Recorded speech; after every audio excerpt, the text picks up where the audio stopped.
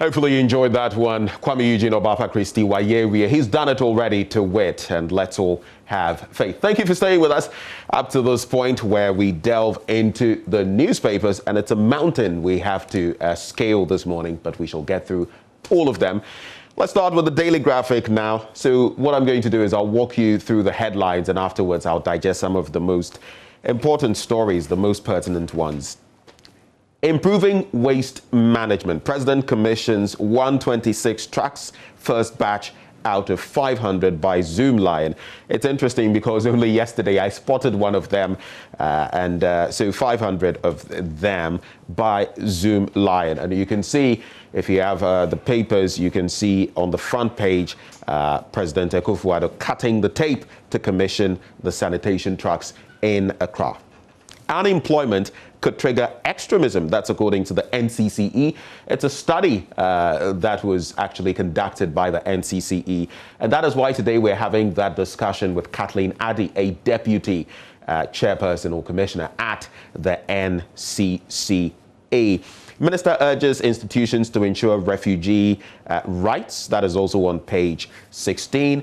When you get into the paper proper, you would find on page 5, South Africa's health minister sent on leave, and he's been placed on special leave by President Cyril Ramaphosa pending a corruption probe. Now, so this is how seriously matters are taken in South Africa. You would notice that over the years, they've been hit with scandal after scandal when it comes to corruption. The Gupta family, the former president, among others. It appears corruption is causing quite some havoc to that country, and they are taking it seriously. Eritrea blames U.S. for destabilization in Ethiopia's Tigray region. That's on page 5. The other international page, page 9, has UN court upholds Ratko Mladić's war crimes genocide convictions, and that's the former Bosnian Serb military chief. You can read more about that in the paper on page 9. But I cannot go without mentioning this one. Most international media portals were talking about it. President Emmanuel Macron slapped in the face, and you should have seen his face. The reaction, not one of fear, but one of shock at what had happened. So, in a nutshell, French President Emmanuel Macron got slapped in the face on an official visit to the southeast of France. In a video circulating on social media, Monsieur Macron, if you like, is seen walking up to a barrier on a train to L'Hermitage outside the city of Valence. And that is where a man in a green T-shirt actually slapped him. Let's go to the middle spread of the Daily Graphic now. And it says, Domahene calls for more investment in agriculture and agri-business. And Osu fishers say reconsider mode of premixed fuel distribution. On the back page of the paper, government to renovate old dilapidated basic schools. That's according to the Education Minister, Dr. Yao Osei Educhum. And Methodist Church launches tree planting campaign. And don't we all need those? I think there's a drive to plant some 5 million trees in a day. So that also yet to see the light of day, but something that would do a lot of good to our country. You remember how many years ago was it that we were talking about forest cover being depleted by about 60% year on year? The Ghanaian Times newspaper now. Efforts to ensure clean Ghana. Government unveils 500 trucks. We've already mentioned that. 4 institutions support Green Ghana project with 520,000 Ghana cedis. And that's what I'm talking about. Ghana not immune from acts of terrorism. That's according to the NCCE. SC, that is the Supreme Court, quashes High Court order on the hashtag Fix the Country protest. That is also there. When you go to the middle spread of that paper, it makes mention of some of those stories from the headlines. On the back page, Minister updates Parliament on road projects. I'm talking about Sector Minister Kwesi Amwako-Atta. Republic Press now, and Parliament records new case of COVID-19. And that is a bit of a worry. You can check out that story on page 9. Dr. Clement Apak borrowing to finance free SHS and matters are rising. Now, Fix the Country gets green light, and I'll be bringing you details of that story. PDS deal messes Mercer.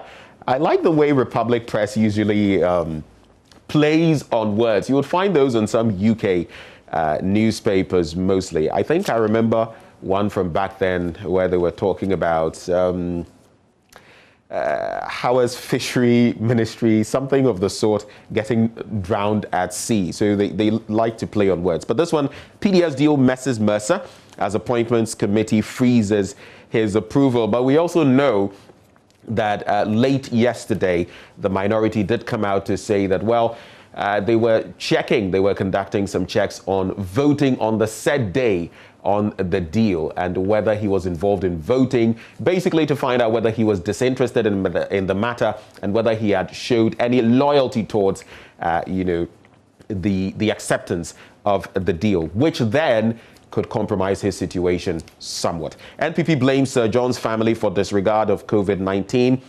protocols at funeral.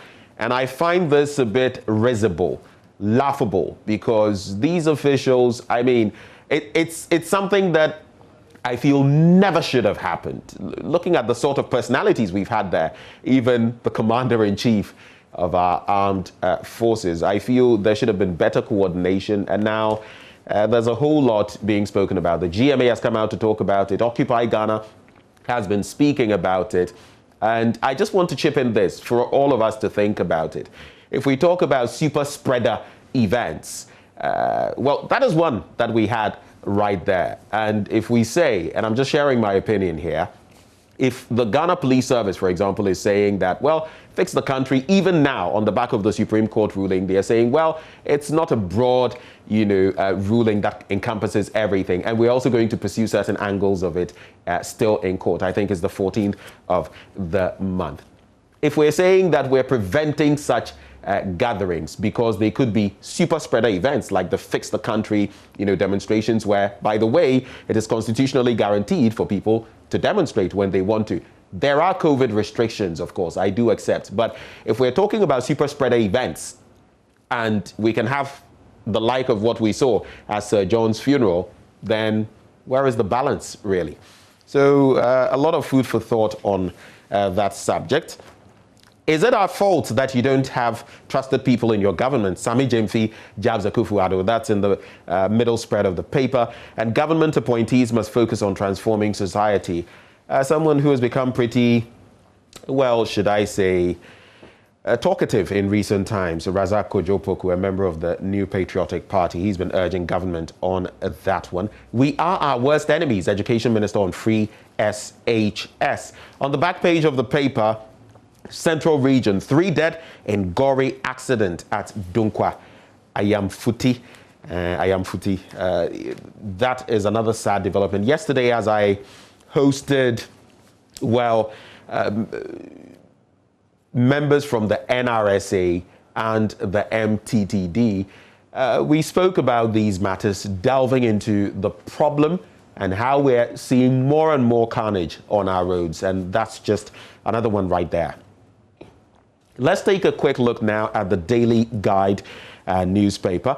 On the front page, President unveils 101 waste trucks.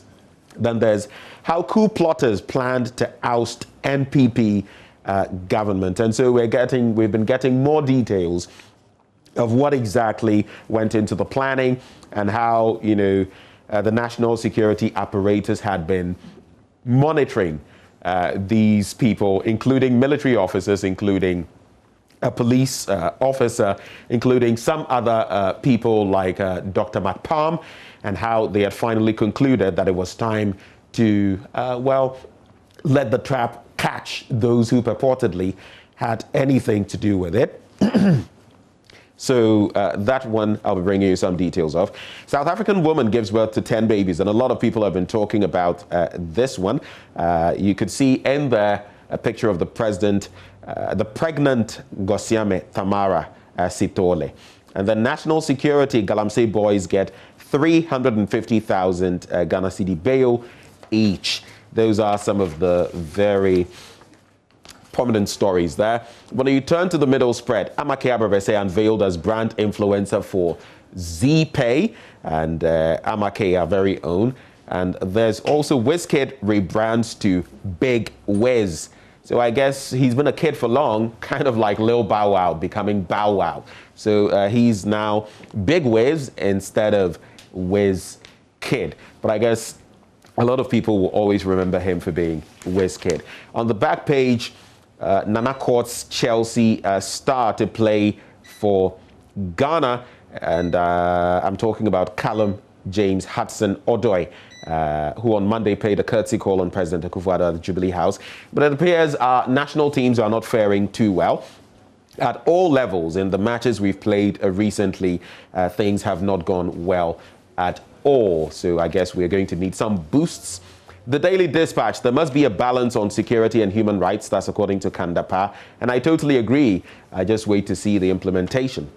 Ghana's new law, which will allow legal farming of wheat. And then Ghana's next phase of waste management is conversion of trash to energy. Alleged coup plot, court told how accused persons were secretly filmed. That's with the Daily Dispatch. When you go to the Finder now, it says, John Bwedu denies involvement in any mining activities, threatens defamation, suits the General Secretary of the NPP. And he's been in the picture recently with some accusations leveled against him that he himself is involved in mining activities. But he's come out to debunk that firmly. Over 20,000 customers of defunct First Fund demand 170 million Ghana cedi locked up in cash. Accra Tema residents positive about economic improvement. That's according to the IEA. Big boost for Clean Ghana agenda as President unveils in that, stash of, 101 waste trucks belonging to Zoomlion. And MPA 3 others support Green Ghana project with 520,000 Ghana cedis. Let's do a few more papers as we wrap. BNFT, COVID-19 lowers gold production by 12% in 2020, but sector holds firm to emerge economy's lead export earner. And Clocksag asks government to return 58 million Ghana cedi pension funds. There's also Move Secure curbing mobile money fraud. I believe the final paper I'll do is the Daily Statesman. GSS assures all tribes will be captured in 2021 population census, and 200,000 companies to go off companies register. You can find out why. The final story there, scholarships boss advocates local medical training. So let's dig into the papers proper. Let's find out what the details are of some of the stories that I've been making mention of. And we can start on the sanitation front. I believe the regional minister was here yesterday. President commissions 126 trucks, first batch out of 500 by Zoomlion. And the quest to enhance sanitation services in the country and thereby improve the health of the people received a tremendous push yesterday when Zoomlion Ghana Limited unveiled 101 waste management trucks and 25 disinfection trucks for deployment in the metropolitan, municipal and district assemblies. The trucks will be used to cart waste from business districts and other communities to landfill sites and waste management facilities. In addition, the vehicles will help the ongoing disinfection exercise of spaces and institutions which was rolled out following the outbreak of COVID-19. President Akufo-Addo said the government remained committed to achieving its development objective as well as the UN Sustainable Development Goals, which include health under Goal 3, waste and sanitation under Goal 6, decent work and economic growth under Goal 8, sustainable cities and communities under Goal 11, and climate change under Goal 13. So we may not necessarily be going at the pace that we would have wanted, but at least some strides being made, and it's a positive development there. Let's quickly go to page 16, where there are some pretty interesting stories, one of which we'll be delving into better later on the show. It has to do with this. Unemployment could trigger extremism. That's according to an NCCE study. What's your take? Well, let's dig into the details. A new study by the National Commission for Civic Education says the country is not immune to violent extremism in spite of the appreciable level of peace amongst citizens. Quoting here, high unemployment rate, particularly among the youth, was found to have implications for Ghana's risk and threat of violent extremism, the report said.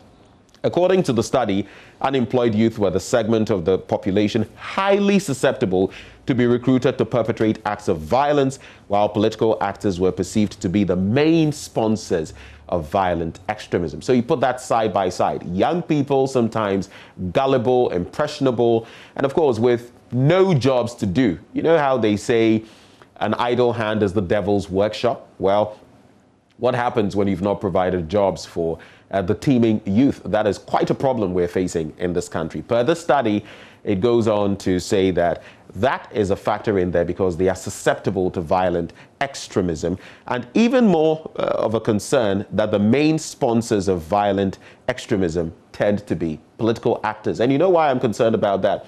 Because when you look at our political party militias, the juntas, all those groups that we've heard of from both sides, especially our main political parties, they are supposed to have been disbanded, but we all know things that we've heard even in the recent past. It makes me worry because if our own political elements, whether within the country or outside the country, inter or intra, are behind such things, then we have a lot to actually take a look at. Now, like I mentioned, this was contained in the 2021 NCCE report on the risk and threat analysis of violent extremism in 10 border regions of our country. And we'll bring you more details of that as we host Kathleen Addy, a deputy chairperson at the NCCE. But there's also this story that I'd like us to get into.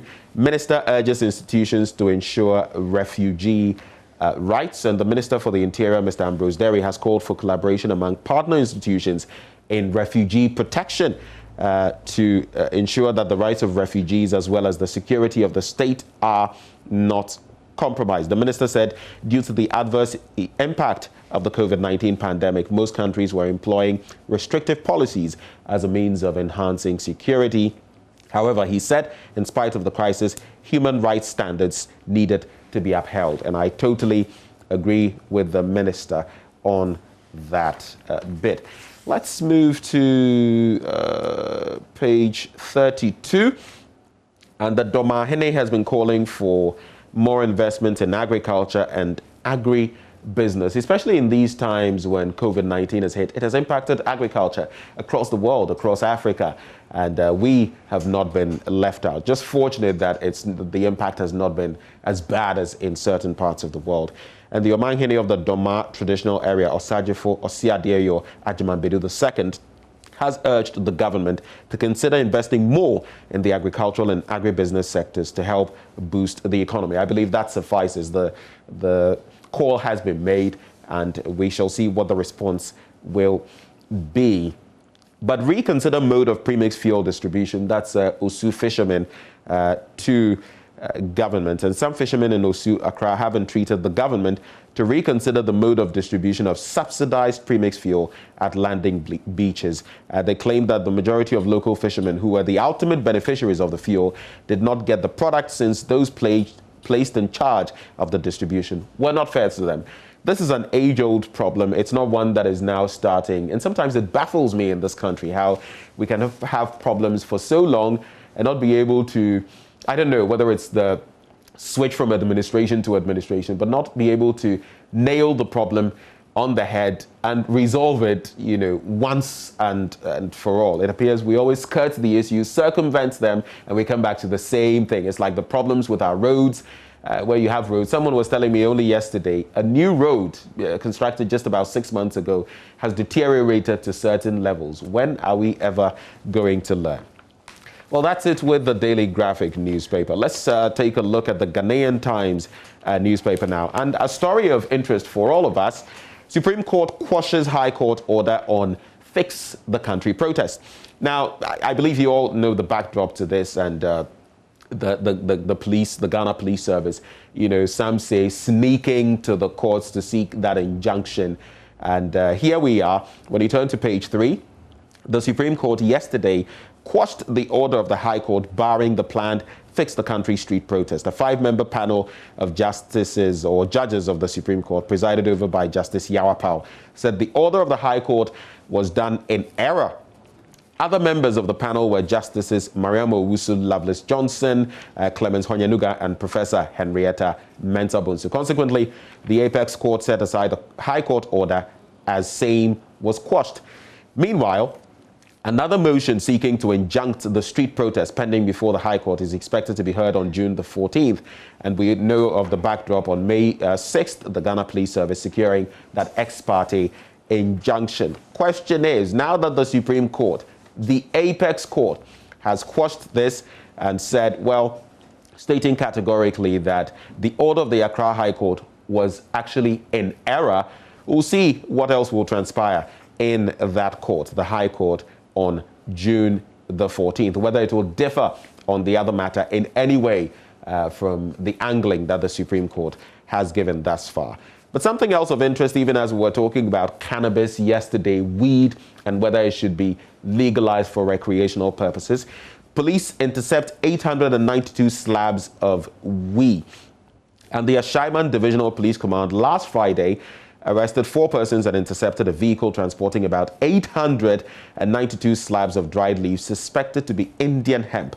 The suspects, Godwin Agbesi, 29, driver Boniface Ababa, 31, Kwame Akwete, 31, and Samuel Jandu, 30, were on board the vehicle with registration number GR3913G with the inscription, "Only God." So the car had the inscription "Only God," but within it was only weed, weed. The dried leaves wrapped with black polythene bags were allegedly concealed in secret compartments behind the driver and passenger seats and inside the cargo compartment. So I could say good riddance now that they've been busted. I just want to know, though, what is going to happen to the 892 slabs of wheat. It's just a harmless, innocuous question, suggestion I'm putting there. Hopefully we can see a public, just as we are burning excavators, could we see public destruction in whichever way of the we? I'm not trying to be mischievous. We have a lot of history in this country. We know of so many things. Narcotics turning to kokonte and all of that has happened right here in this country. So it would also be good to build public confidence, to see what happens to the seized contraband. What is going to happen to it? Ayo. Borrowing to fund free SHS is unsustainable. That is according to Dr. Apak. That's on page 4 of the Ghanaian Times. And the Deputy Ranking Member on Education Committee of Parliament, Dr. Clement Apak, has said borrowing to fund government's free SHS is not sustainable. We all agree on that one. But he says indications by a Minister of State designate at the Finance Ministry, Charles Edubuahin, that Ghana would sell sustainable bonds for up to $1 billion by July was not the way to go. And that is what he's been saying on that matter thus far. There's also this one on page 4. MPP blames Sir John's family for disregard of COVID-19. And when I say page 4, I'm talking about Republic Press newspaper. Let's quickly get to that story. Well, it appears page 4 is not really page 4, so let's get to page 3, actually, which has the story. The national chairman of the ruling NPP, Freddie Blay, has called on Ghanaians not to blame the party for the blatant disregard of the COVID-19 protocols at the funeral of Kwejo Owusu Efrie, popularly known as Sir John. According to him, though senior members of government were in attendance, it is the family of the former General Secretary that organized the funeral. In an interview on Asasi Radio, Mr. Blay said the family assured them that the protocols would be followed before the funeral. So let me ask you this, Mr. Blay. I went to be a master of ceremonies at an event, just a few days ago, and I had made it clear, me as a media person, because I know what should be done. I had made it clear to the person, the celebrant, that they had to observe the protocols and that if not, I wouldn't even be at the event. And when I got there at the event very early, I monitored to see whether the cocktail tables and everything, that the numbers were not going to spill over and exceed what was expected. So that everything would be coordinated, so no one would get into any trouble, for example. So we're getting to an event and we see what is happening, but it's the blame of the family. And all of us who went there, we didn't see what was happening, and we just also participated. Well, good reasons, right? Very good reasons. Let's check out some more stories, and How about we do this one on page 3? So national security Galamsey boys gets 350,000 bail each. And the Kofredia Circuit Court B in the Eastern Region, presided over by Her Honor Mercy Adi Kote, yesterday granted a bail of 350,000 cedis each to the 32 alleged national security suspects who were arrested for engaging in illegal mining, popularly called as Galamsey, in the Etiwa forest. In addition to the 350,000 Ghana cedis each, accused person is to provide 2 sureties, one to be justified as part of the bail terms, and the case has been adjourned to July the 7th, 2021. On the same page, though, we have the story about how coup plotters planned to oust the NPP government, and as it has emerged now that the 10 persons being tried for allegedly plotting to overthrow President Akufo-Addo's NPP government started their nefarious, in quote, activities as far back as 2018, when the government was only about 2 years in office after winning the 2016 elections. The official trial of the coup plotters commenced yesterday at an Accra High Court, where Colonel Isaac Amponsa, the director in charge of operational intelligence at the Defense Intelligence Department of the Ghana Armed Forces, was the first prosecution witness, that is PW1. You can grab more details of that on page 3 of that newspaper. I'll do maybe one final story before we do myjoyonline.com. And this one interests me. Hopefully it will interest you too. It's on page 11 of the newspaper. Ghana's next phase of waste management is conversion of trash to energy, and that would be great indeed. Now, the President, Nana Addo Dankwa Akufo-Addo, has announced that the next phase of Ghana's waste management is to convert trash to energy. He indicated this would add to Ghana's energy capacity and also ensure the realization of a clean Ghana agenda. According to him, the government has provided an enabling environment through the public-private partnership to make this work. Of course, that's on the back of those trucks that have been made available for sanitation purposes, 101 of them out of the planned 500. A sneak peek at this wouldn't be bad. I just have to, I'll just quickly do this one. It's about the South African woman who gave birth to 10 babies. Nearly skipped my mind. And a 37-year-old woman from Gauteng in Pretoria, South Africa, has delivered 10 babies, believe it or not. The mother of the decuplets, Gosiame Tamara Sitole, becomes the new Guinness World Record holder a few weeks after Malian Halima Sise gave birth to 9 babies in Morocco. So 9 and 10 back to back. Some 2 minutes before I have to run away from here. Let's use the next minute to wrap up on myjoyonline.com, and I'm out.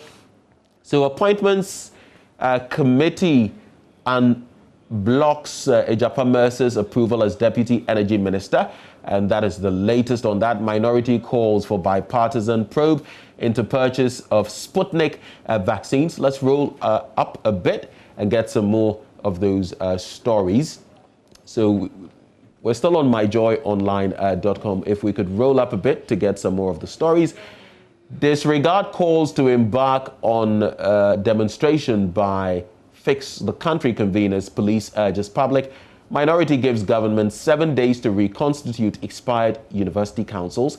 Then there's shortage in gas supply caused Monday's power outage. That's according to Gridco. Many fear dead in gory accident at Ifija, Kwabere. Last 2 stories. Akufo-Addo administration has created 3.8 million jobs. Deputy Minister Designate for Employment and Labor Relations. And residents burn fetish priest's dwelling over murder of 12-year-old boy. You can check out more stories on myjoyonline.com. But this is where we draw the curtains on the news review. Up next, we have sports. Do stay.